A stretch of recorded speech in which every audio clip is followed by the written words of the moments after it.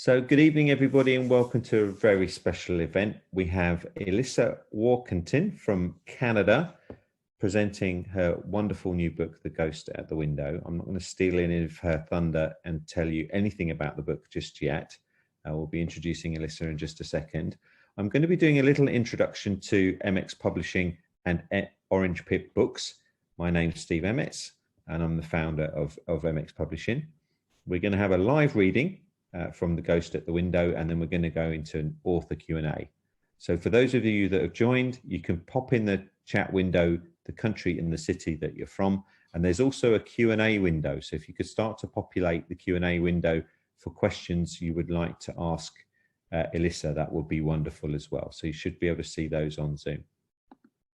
A little bit about MX Publishing. We were founded in 2006, and we are the largest Sherlock Holmes publisher in the world, pretty much by any kind of way you would like to measure that.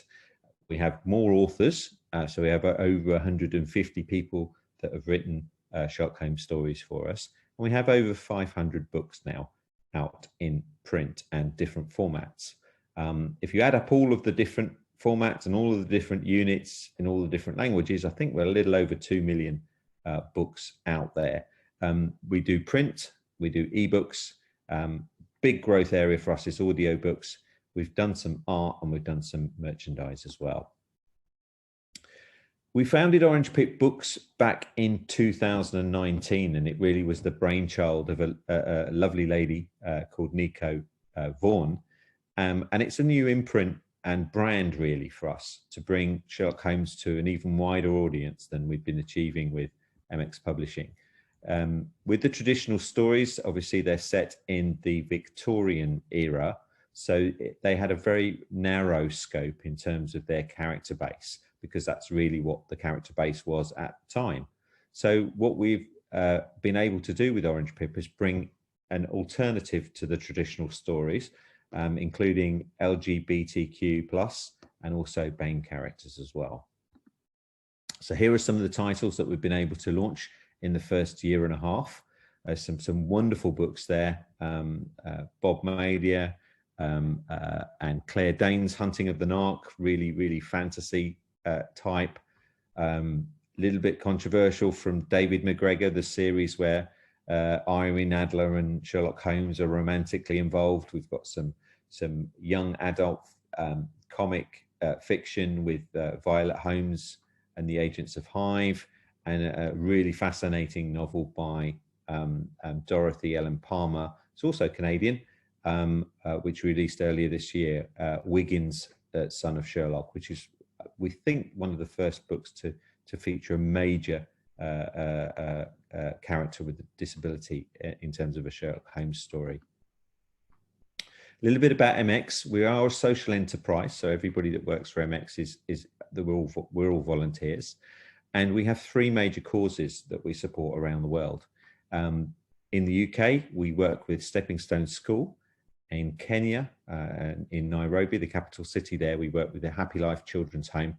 And also globally, we work with the United Nations World Food Programme. A little bit about Stepping Stones. It's the school for children with learning disabilities, and we've been working with them since about 2009. I became a patron of the school in 2016. Now, Stepping Stone School is based at Undershore, and in that picture you can see a beautiful old building that was built at the turn of the century with a very modern school building that's been put on the side of it in around about 2015. So the building was restored back to its former glory by the school when they took it over.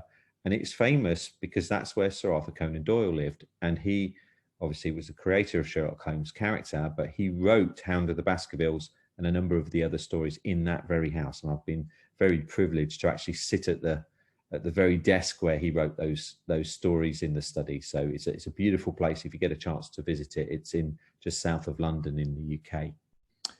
We've been working with them for that since 2016 on fundraising, and we've raised about $85,000 so far for the school.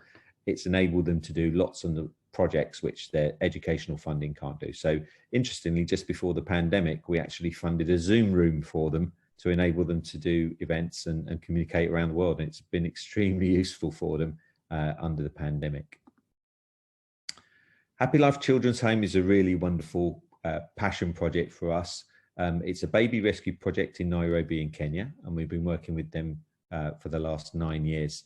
My wife Sharon and I are mentors for the kids at the school, and up until COVID, we would spend every Christmas at Happy Life. So we've been there, I think, 8 times, and we spend Christmas and New Year with the kids. So sometimes when people say, have you got kids? We say, for 50 weeks of the year, we don't have any. And then for 2 weeks of the year, we have 150. Last year, during COVID, we were able to focus our attention on a really interesting project there, which was to plant trees around the Happy Life campus. And we did a project called Books to Trees. Every book we sold, we would plant a tree. And we funded 1,000 trees at Happy Life, many of which they planted as fruit trees to add extra sources of food during the pandemic. This year, we're funding school books. Every time somebody buys a book on our website, we contribute part of that to buy school books for Happy Life. The United Nations World Food Programme is a really exciting thing we're involved with. We've been working with them since 2017. I'm a technology mentor, and Sharon is a marketing mentor for them. We get involved in boot camps and one-to-one mentoring for their innovation program. So the United Nations World Food Programme is the largest NGO in the world, with a budget of somewhere around $7 or $8 billion, I think, and it's got tens of thousands of people working for it. And we were very proud to be part of the team that won the Nobel Peace Prize last year in 2020. So on to the subject of the evening, the ghost at the window. Janie Wiggins lives a desperate life in London's East End at the end of the 19th century. With little education and few prospects, she has no hope of escaping the grinding poverty, constant hunger, and ever-present danger of life on the street. That is until she has a chance meeting with the great detective Sherlock Holmes and his friend Dr. Watson. Hired on as Holmes' apprentice irregular, Janie turns her adversity to her advantage. As she and her friends investigate the mysterious appearance of a ghost in the upper window of a local home, Janie discovers how important she can be. But when her theory of the case clashes with Holmes's, and a child's life might be on the line, will she find the courage to act? So that's the text from the back of the book. I'm going to stop sharing there now. So if you could turn your camera on, Elyssa, we can say hello.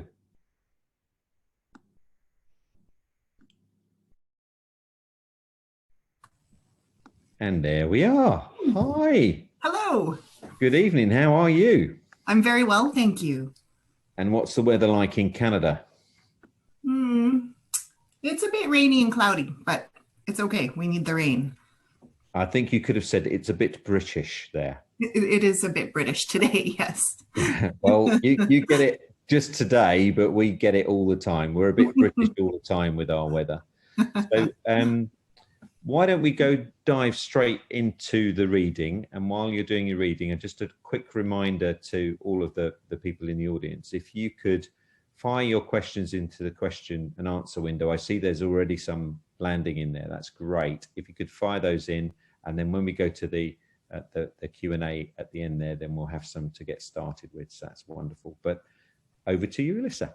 All right, thank you. So I think what I'm going to do is read the first chapter, which will introduce you to the main character, Janie Wiggins. And then I'm going to read chapter 8, which is the description of the mystery that she ends up being embroiled in and investigating on her own. So here we go. Chapter 1. I read this recently to my son's school class, and it was great. They really seemed to enjoy it. So it's giving me flashbacks to reading to his class. All right, chapter 1. Janie Wiggins raced through the dark London streets.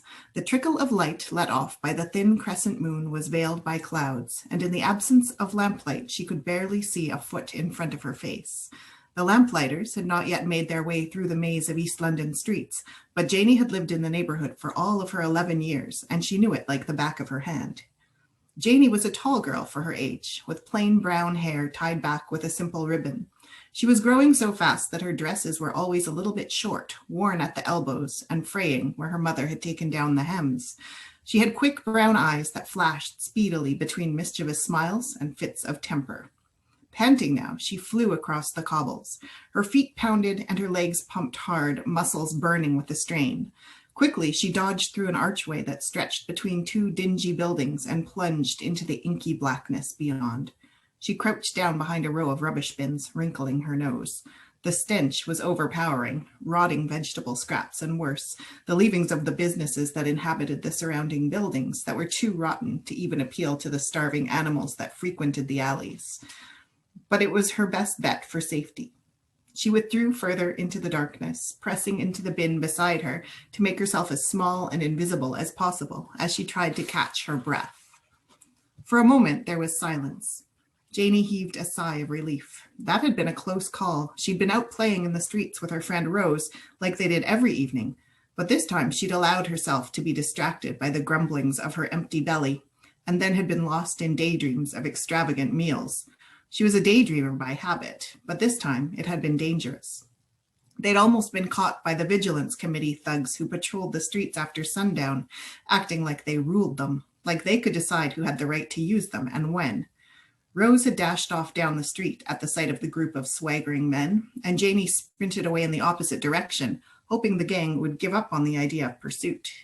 She knew they considered street girls like her to be a menace, a danger to the respectable folk who lived in the area.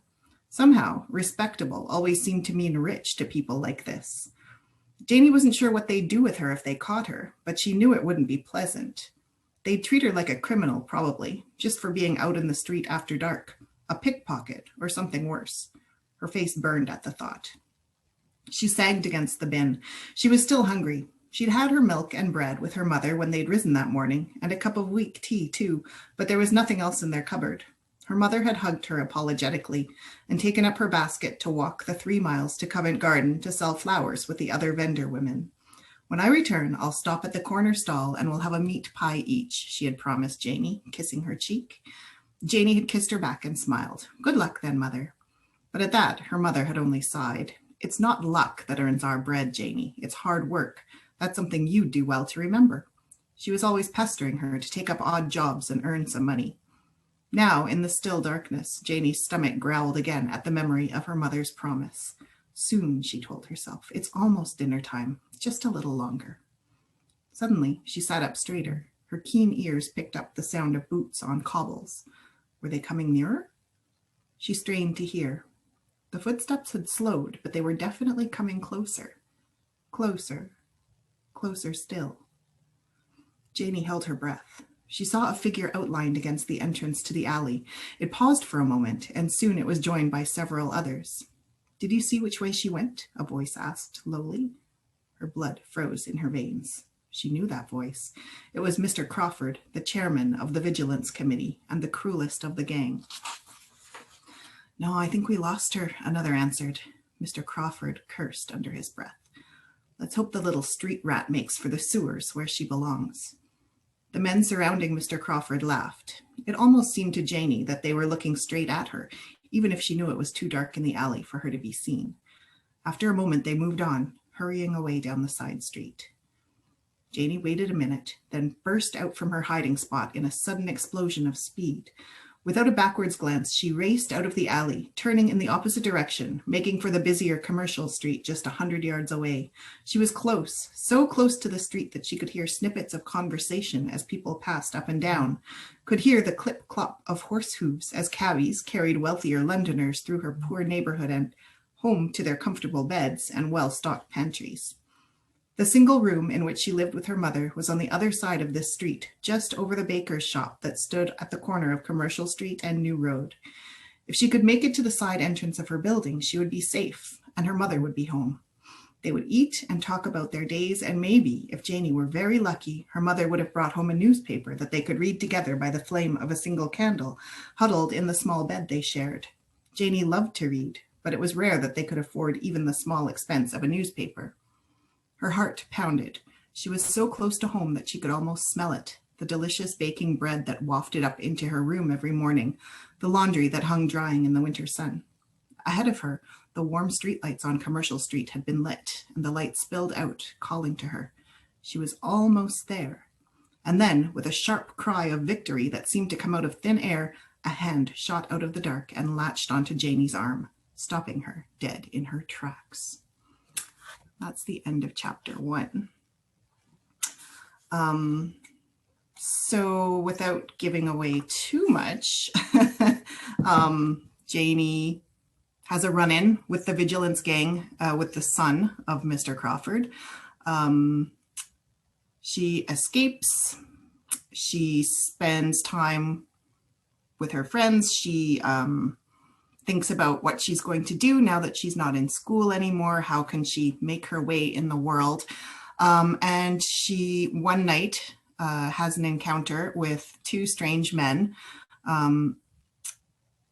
who are lurking about on a street corner. She's running around after her friend Rose, and she smacks into them. And so they have a little, she smacks into them, she falls down and hits her head, and there's a kerfuffle because she's been injured, and the men take care of her. And the men turn out to be Sherlock Holmes and Dr. Watson. And so they are very concerned about her. They take care of her. And then they put a proposal to her. She sort of weasels out of them the fact that they are investigating a mystery, and they decide that they could use some help investigating this mystery. And so here in this chapter is chapter 8, and Watson and Sherlock Holmes are going to tell her all about the mystery that she's going to investigate with them. So I'll read this. Chapter 8. Dr. Watson reached into the inside pocket of his jacket and removed a small leather-bound notebook. Janie watched closely as he leafed through it. It was full of scribbled notes and what looked like an occasional diagram and sketched map. Watson is my chronicler, Holmes explained to Janie. He takes careful notes of each of our cases. His assistance is invaluable to me. Watson smiled. Aha, he exclaimed. Here is the entry. He marked a place with his finger. Read it out, would you? Holmes asked. It's always helpful to hear the facts of a case, such as they are. He turned to Janie. This is your first lesson in detecting. Always start with the facts. She nodded solemnly. That was just common sense, wasn't it? Dr. Watson began to read. Last Sunday, a man showed up at our door unannounced at 9 o'clock in the morning. He introduced himself as a Mr. Irwin Roberts of Pearl Street and said that he had urgent need of our advice. He was pale and trembling and appeared to be frightened half out of his wits. I calmed him down as best I could and got him seated by the fire with a cup of tea beside him. He then told us his story. I was walking home from work last night, very late, after midnight, he began. It had been a very long and tiring day for me, and I was looking forward to my dinner and my bed. My house is at the end of Pearl Street. I must walk the whole length of it, with its run-down old buildings and dark passages, to get home. That, Holmes interrupted, is where you found us loitering, of course.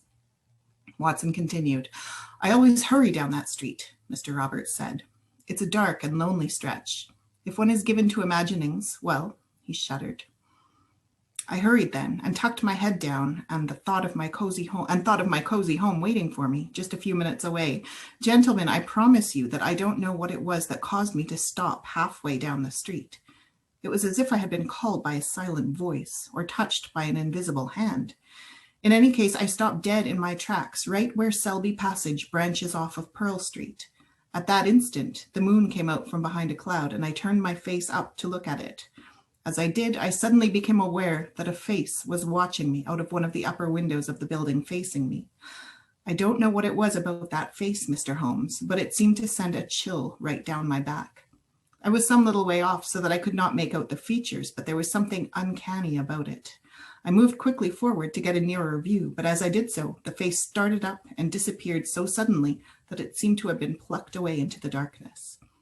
I don't know how long I stood in that alley with my blood turning icy in my veins. I could not tell if the face were that of a man or a woman, or even a child. Indeed, I could not swear that it had been human. but its color was what had impressed me most, a livid, chalky white, with something set and rigid about it, which was shockingly unnatural. It had something of the grave about it, I swear to you. The man was terrified, Dr. Watson told Janey, pausing in his reading. As he told his story, he began to tremble again, just at the memory of what he had seen. Naturally, Holmes interjected, we suspected that his imagination might have run away with him, that he had been seeing things, hallucinating in his extreme fatigue. It does sometimes happen, you may know. Janey did not know, but she supposed it made sense that if people dreamed extraordinary things at night, a very tired person might do so while awake as well. We talked with Mr. Roberts at great length, however, Watson went on. He turned out to be as level-headed and unimaginative as any man either of us had met. Neither was he so exhausted that he would be prone to seeing strange ghosts at windows. Ghosts? Janey breathed. She was a sensible girl. She did not believe in such things. Surely neither would Mr. Holmes or Dr. Watson. That is the word Mr. Roberts used to describe the figure he saw, Holmes said. He was quite insistent. It could not have been a ghost, however, as they do not exist. Of course not, Janey agreed. She didn't believe in anything as foolish as ghosts. But still, he saw something in the window that night, Holmes said, something that petrified him and had him trembling like a leaf for many hours later. He has asked us, Dr. Watson and I, that is, to find out what it was that he saw. Janey nodded. If something like that had ever happened to her, she would want to get to the bottom of it too. Why do you need my help? She asked. Ah, Janey, Holmes said, sitting back in his chair and looking at her with his piercing, intelligent eyes. You have certain advantages that we do not. Like what? Janey looked at herself, a poor street girl in a grubby, threadbare dress. Then she looked at Holmes and Watson, wealthy, educated, brilliant. What advantages could she offer that they could not obtain on their own? Your superior knowledge of this neighborhood, for one thing, Holmes replied. You were perceptive enough to recognize that Dr. Watson and I were strangers here and that our cover story was a lie. You read people very well, Janey. Janey flushed. Was Holmes mocking her? Anyone would have been able to see what she had seen. There was nothing special about that. Another point in your favor is your size. I'm a tall fellow, Janey, and so is Dr. Watson. It can be difficult to investigate some cases because we are so obvious in our appearance. But you're small and quick. You can get into places we could never access. That's nothing, Janey said, all in a rush. She couldn't bear to hear this false praise for another second. I'm a poor street girl. You said so yourself. I don't even go to school. She hung her head. I'm nothing. Holmes's fist slammed down on the table and Janey jumped. She looked up into eyes that burned like tiny suns. He leaned forward and said intently, take your weakness and forge it into a strength. Take your powerlessness and use it to your advantage. You're a clever girl. Use it. Janey wasn't sure she understood. Holmes stared at her intently for a moment more, then shrugged his shoulders and sat back. The moment passed. Janey wasn't sure. In a more conversational tone, he said, no one ever pays attention to children. Have you noticed? Young girls especially. They think you are nothing, perhaps, all but invisible. That is their mistake. And a mistake is a weakness that you can use. You have the freedom of the streets at your feet. No one will ever give you a second glance. I am, in fact, quite jealous when I think of it. Janey smiled a little. That was true. No one ever looked at her. No one even moved out of the way when she walked down the street. She was practically invisible, except to her mother and her friends. Miss Wiggins, Holmes continued, we require someone to watch the house at 54 Pearl Street, right opposite to Selby Passage, and report any unusual happenings back to us. That is the house where Mr. Roberts saw his ghost. As you observed yourself, Watson and I stick out like a sore thumb in this neighborhood. If we try to keep watch again, we'll only draw more attention to ourselves and risk setting our mysterious ghost off. So, will you work for us? And that's the end of chapter 8. Fantastic. And you finished on those wonderful words, will you work for us? So you've set it up really nicely for the storyline. And it's alluded to a little bit on the blurb that we have on the back cover, that she becomes part of the Holmes and Watson's sort of urchin army, if I want to call it that, on the streets. Thank you for that. It was lovely. While you were talking, my wife's commented over my shoulder. She said, oh, she's got a lovely voice. I wonder if she would be a narrator. So we've got some questions that have come in already. So we're going to get started with those, and we've got some ones that have been sent in as well that have come in via email. So I've got a few of those as well. So if we start with Elise, Elise says, "I really love your choice of main character. Can you speak a little bit about the importance of including women, especially young women, in the world of Sherlock Holmes?" Yeah, for sure. And also, I see that Joe asked, where did your inspiration for the idea to write this book begin? And both of those are sort of, I can combine my answer to those two because they have the same answer. So I loved the Sherlock Holmes stories when I was a child and growing up, and I read them voraciously and repeatedly. And I couldn't get enough of them. And I watched all the Sherlock Holmes series and all Granada Holmes and all of those. But I also felt very consciously that it was not my world, and that it was not something that I couldn't relate to Holmes exactly because of the way that the stories are constructed and the way that Holmes talks about women and the way that there are very few girls, in any of the stories, unless as victims. So at the same time that I loved them, I felt like I had been locked outside of them somewhat. And so I was interested in imagining a story where all of the wonderful things about Sherlock Holmes could exist at the same time that we could have a main character that girls would be able to relate to, so that they wouldn't be reading across the grain or against the grain when they're reading these stories. So I wanted an entry point for readers that was accepting of gender differences, I guess. So that's what it started with. Fantastic. And Vanessa has a question.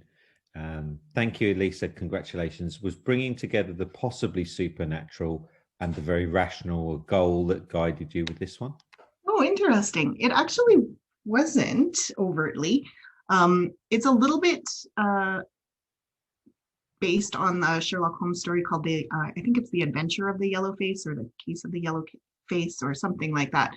So it's taking a pre-existing Holmes story, and it was sort of a goal of mine to introduce young readers to some of the elements of the Sherlock Holmes universe and Sherlock Holmes narratives. So this one is sort of a takeoff of that story.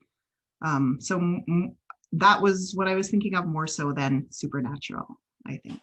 Yeah, very interesting. We have one of the biggest projects that we have is called the MX Book of New Sherlock Holmes Stories, which is an anthology that we've been working on since about 2016, 2015, and it's now 27 volumes strong. So it's 575 stories spread across these 27 volumes. And we launch probably about 3 volumes every 6 months. And each volume has about 30 writers writing different stories, all traditional, all have to be Holmes and Watson in their traditional setting. But one of the themes that the editor David Markham uses is, and I think there's 3 or 4 volumes like this called Eliminate the Impossible. So each of them has to be a story where this appears to be something that's out of this world, whether it's aliens or supernatural or ghouls or witches or whatever it is, but has to have a rational ending to it. But there's loads of crossovers and lots of fantasy type Holmes and things like that. So one of the questions we've had in is have you got any particular favorite adaptations of Holmes in recent years?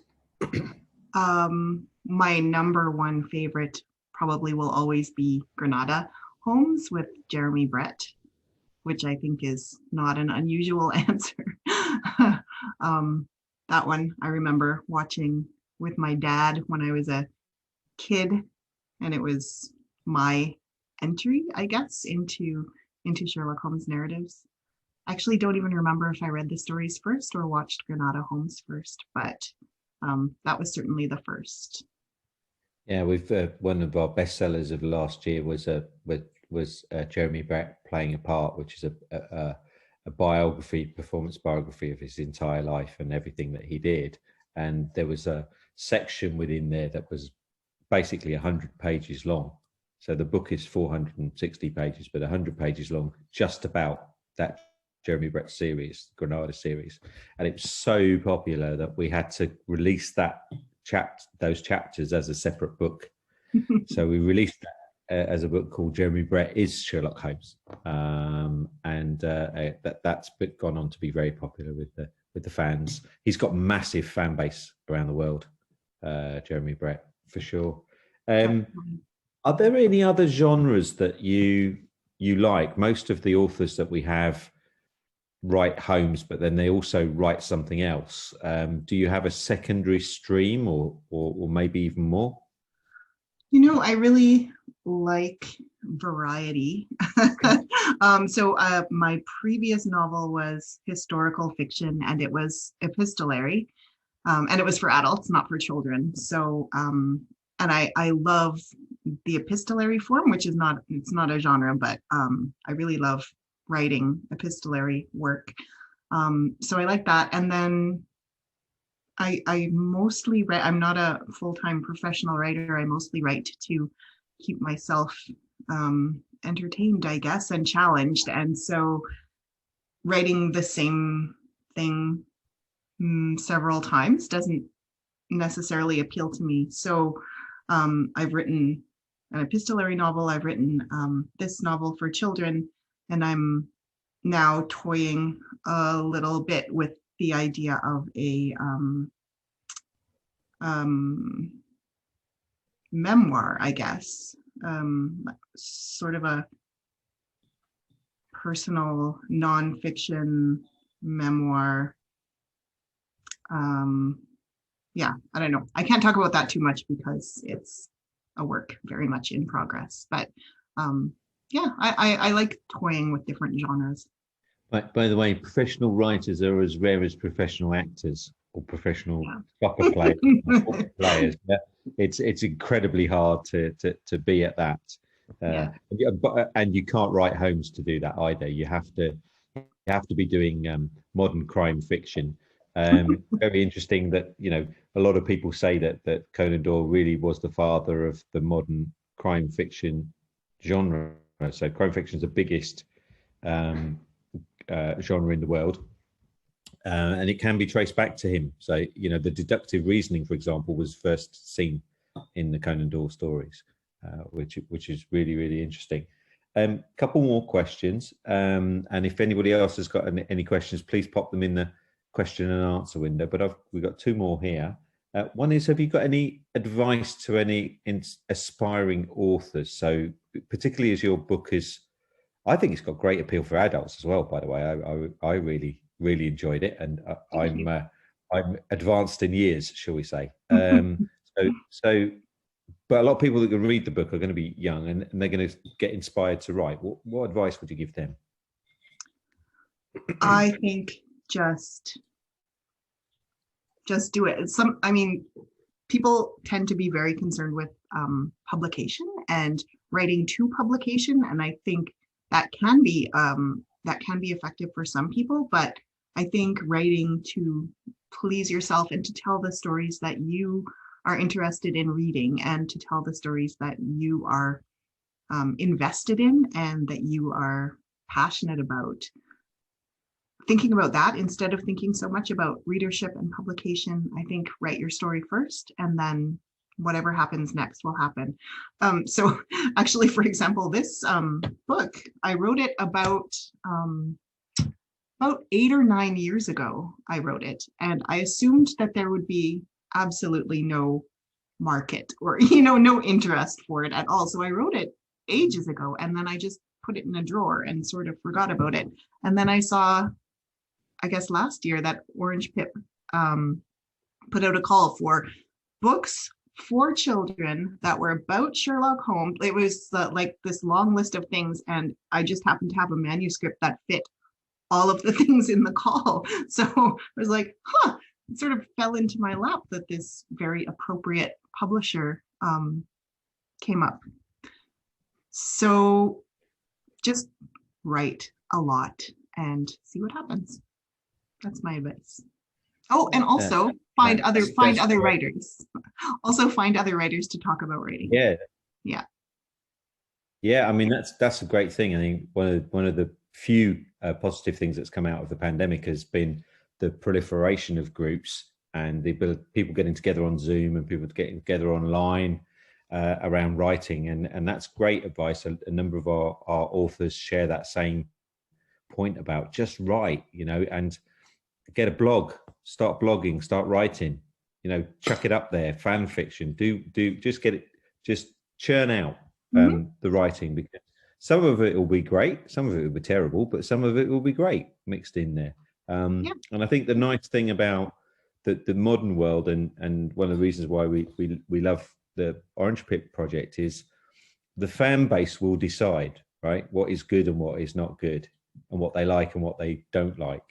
And it's beholden upon us to make as much good writing available out there, but the subject matter and the style and all that sort of stuff, the fans will tell you, the reviews will tell you, and some of the people on the line here will tell you whether they like the sound of the book as well.